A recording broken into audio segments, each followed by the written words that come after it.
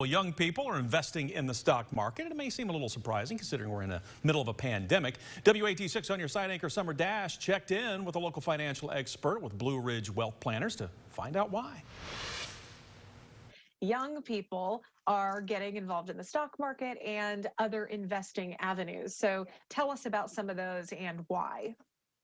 Well, it's an encouraging thing because I think a lot of the news around investing has been the lack of saving that a lot of Americans have been doing. And so I think with a combination of factors happening at the same time, first of all, the pandemic causing a lot of uncertainty with people's job situation made the importance of emergency savings or just savings period more important. And so it got people in the ability and the thought process of, oh, I've got to make sure that I'm taking care of myself and not depending on someone else to do that. So you team that with the combination of improvements in technology for investing, like a lot of these Robinhood or self-investing apps, at the same time that there's a lot more popularity around Bitcoin, and even the GameStop shorting situation that we had a few months ago. A lot of these things, people ask me if I thought it was a good idea or not that, the GameStop thing happened. And I said, bigger picture, I think it is because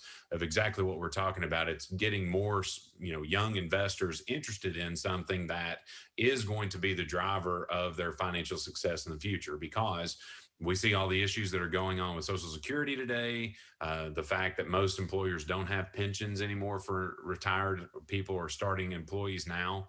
It's just creating a system where if you're going to give yourself a shot at retiring decades from now, you really do need to start now with saving and investing in the stock market. Do you have to have a lot of money to invest or to afford a financial advisor? You can buy into index positions, you can buy into stocks with partial shares, investment apps like Acorn. You can actually take just leftover change that you have from purchases that you do and kind of plug it into investments. And so it has become a lot more advantageous. And what I tell a lot of people, when you are saving over a long period of time and you're wanting to invest in the stock market, getting into index positions is something that is an advantage for younger people, and make it to where the need for a financial advisor in that particular scenario isn't as great.